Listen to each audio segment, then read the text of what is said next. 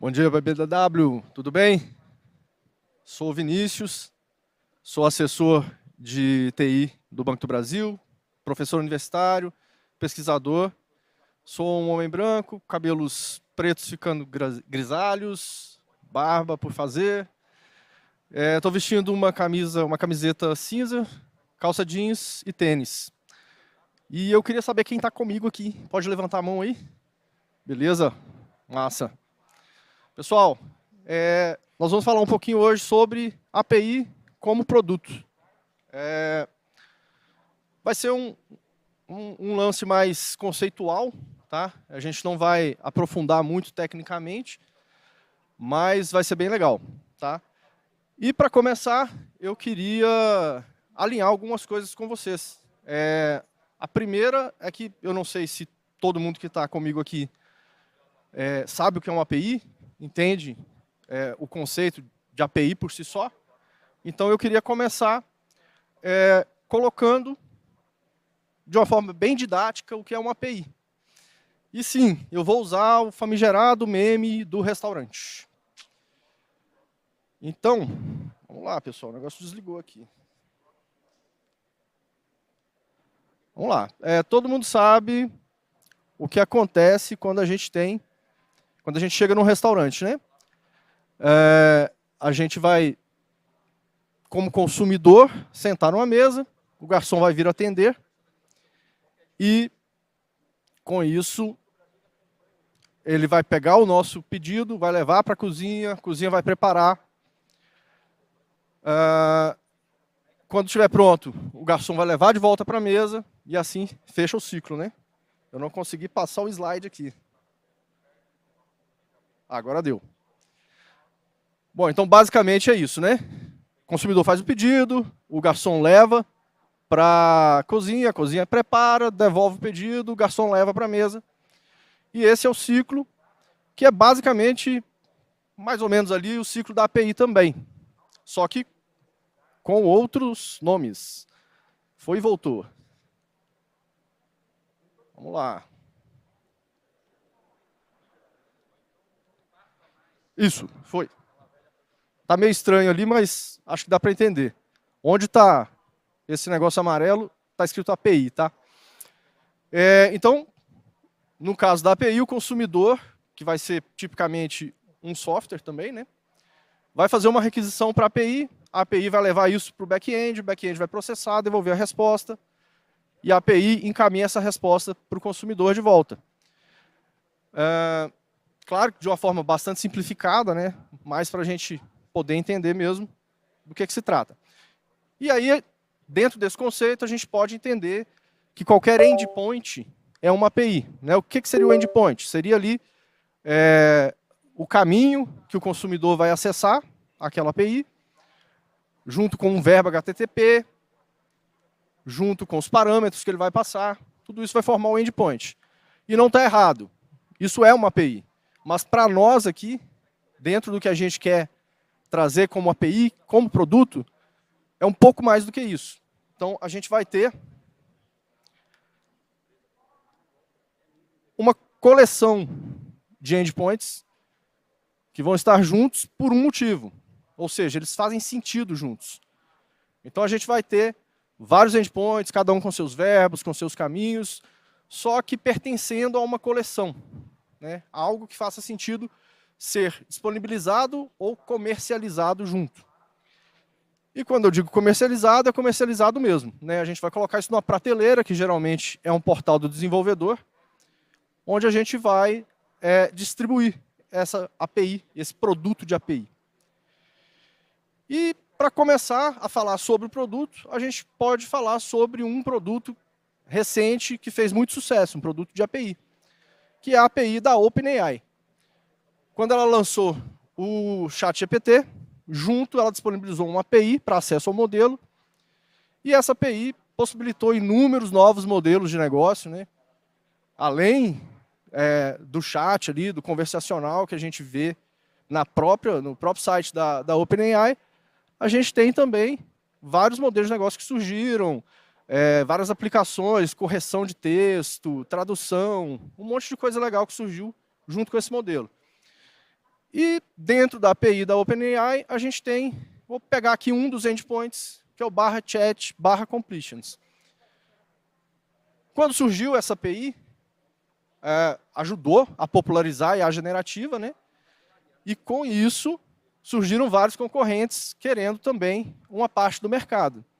Quando esses concorrentes surgiram e disponibilizaram as suas APIs, aconteceu uma coisa curiosa. Eles copiaram a API da OpenAI. Então, quando surgiu lá o modelo da Meta, o Llama, ele trouxe também um endpoint /chat/completions. Quando veio o Mistral, ele trouxe um /chat/completions. E aí a gente vê essa coisa curiosa que aconteceu, né? A gente teve um produto de muito sucesso, e como o que está por trás desse produto de API é muito similar, né, digamos, entre um modelo e outro, basicamente são todos eles modelos de IA generativa, pré-treinados, então não tem muita diferença em linhas gerais, obviamente, né? Cada um teve seu custo, cada um teve a sua quantidade de parâmetros, mas em linhas gerais são serviços bem parecidos que essa API provê.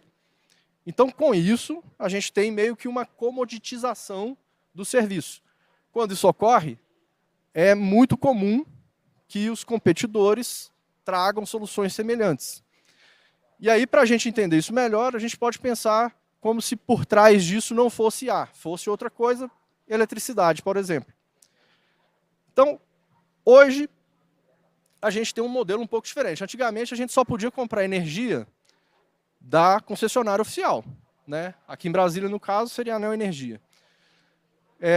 Só que agora a gente já tem possibilidade de comprar energia de outros fornecedores, né? Surgiram várias startups aí de energia que conseguem entregar uma energia por vezes até mais barata do que a concessionária oficial, e a gente precisa consumir essa energia de alguma forma. Então, vamos pensar que a Neoenergia é um cenário meio absurdo, tá? Mas vamos pensar nele. Vamos pensar que a Neoenergia adotava o padrão de tomada de 3 pinos, com essa reentrância para segurança, etc. E aí ela distribuía energia. Só que você reformou sua casa, colocou todas as tomadas bonitas lá, e em algum momento você decide comprar energia de outro player. Só que esse outro player te exige que você troque as suas tomadas pelo, sei lá, padrão americano de 2 pinos chatos. Bem ruim, né? Você acabou de reformar a sua casa, trocou, sei lá, 100, 200 tomadas, colocou tudo bonitinho, agora vai consumir de um outro player, você vai trocar suas tomadas? Não faz sentido, né?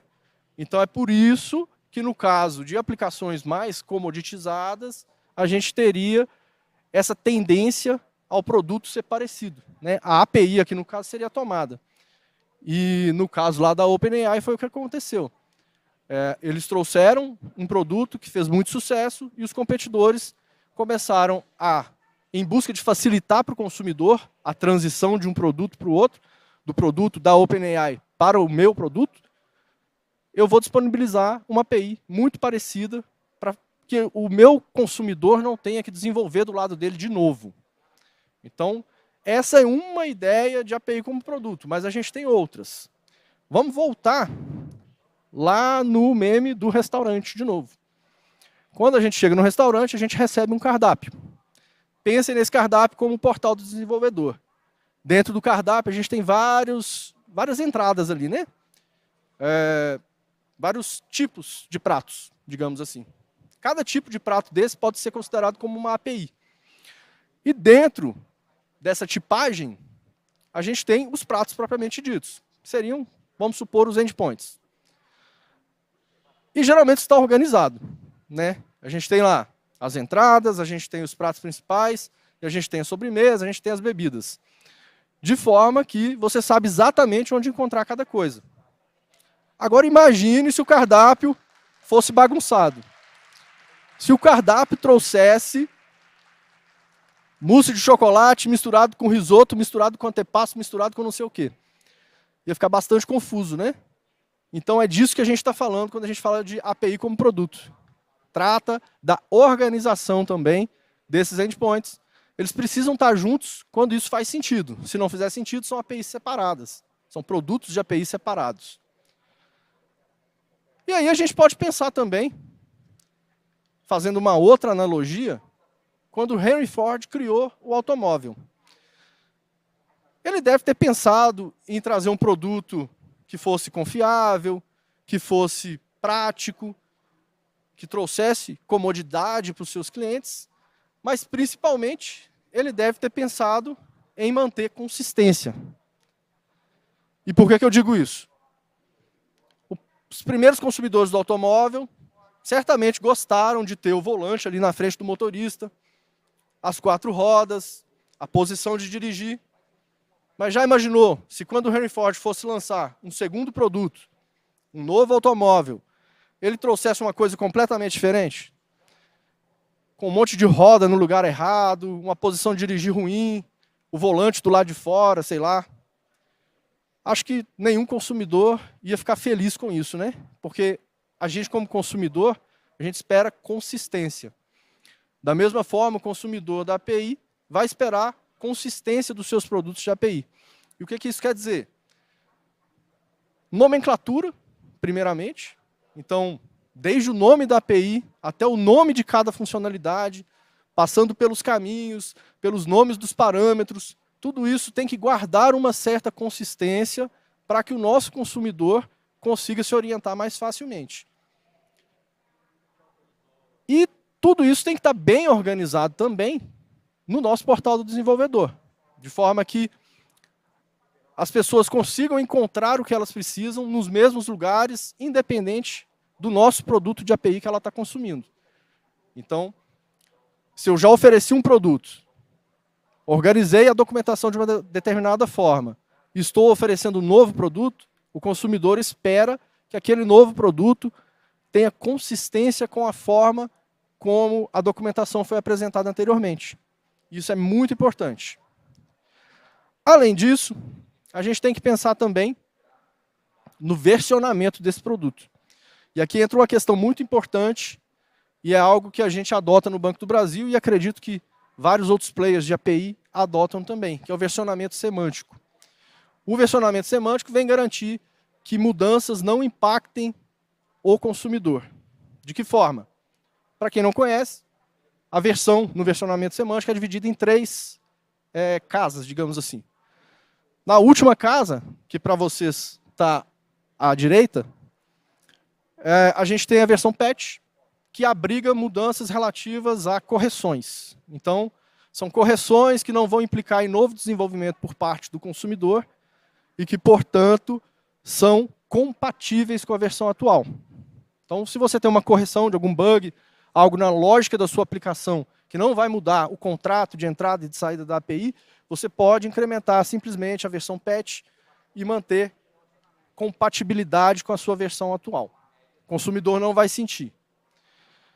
Por outro lado, se você quer introduzir uma funcionalidade nova, você pode incrementar a versão do meio, que é a versão minor.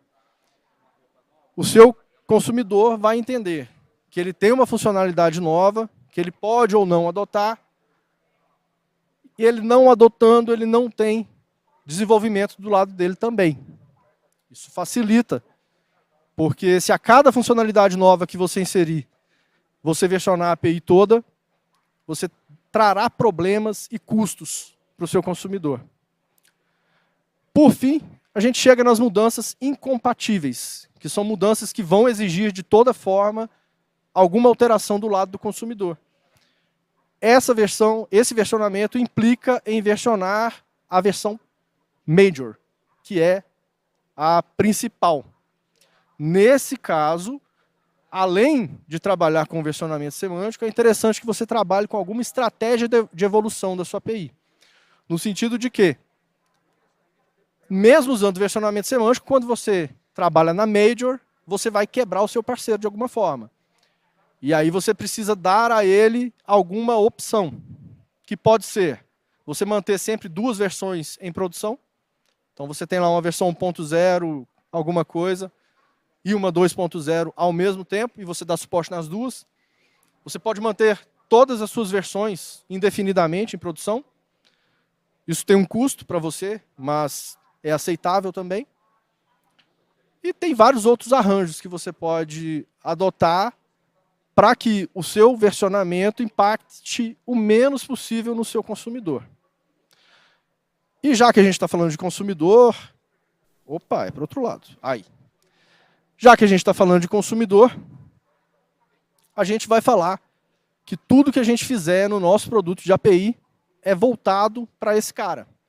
Então a gente tem que ter sempre em mente usabilidade, a gente tem que deixar as coisas organizadas, como a gente falou lá atrás, né? O nosso cardápio tem que estar apresentável, tem que ter consistência, tem que ter coisas que façam sentido, né? Então eu não posso, até posso, mas eu não devo colocar um endpoint que não faça o menor sentido para o meu consumidor, que ao ler o caminho, por exemplo, ele simplesmente não entenda o que está acontecendo ali. O ideal é que ele consiga já apreender da leitura do caminho o que aquilo significa, de alguma forma.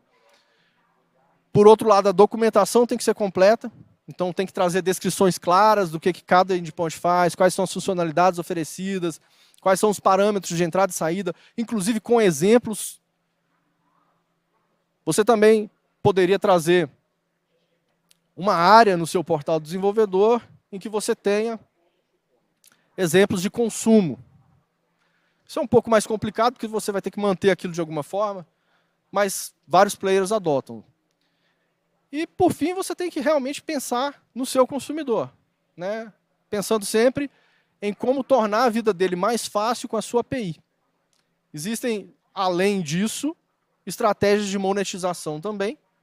Você tanto pode disponibilizar a sua API e esperar que a sua receita venha do que está por trás dela, que é o que geralmente os bancos fazem, né?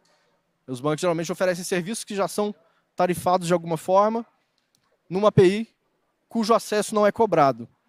Ou existem vários players que adotam estratégias de monetização direta por requisição, por exemplo. Então eles vão cobrar, vão ter planos de utilização em que, a depender da quantidade de acionamentos, o cliente vai pagar um valor ou outro, vai ter faixas ali de cobrança, né? E são várias estratégias que podem ser adotadas nesse sentido para trazer receita por meio de API.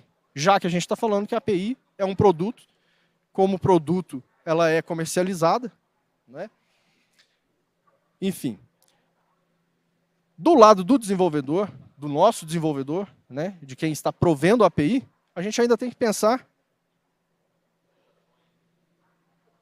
em como entregar isso de uma forma consistente, né? A gente falou de consistência lá atrás e volta a falar agora. Para isso, a gente precisa tratar o produto de API como produto mesmo, que passa por um processo de design. E esse processo de design precisa ser iterativo, como todo processo de design deve ser, né? A gente precisa refinar esse design em sessões com pessoas que tenham experiência, para que a gente chegue, como eu disse, na melhor forma possível de apresentação dessa API, né? Sempre, novamente, pensando no cliente. Pessoal, era isso que eu tinha para trazer para vocês. Agradeço aí quem ficou comigo até o final. Se quiser levantar a mão de novo para eu ver. Valeu, pessoal. Obrigado. Esse QR Code é meu LinkedIn. Se alguém quiser trocar ideia depois ou se esbarrar comigo aí no evento, pode chegar que a gente conversa. Tá bom? Então, obrigado, gente. Valeu. Até mais.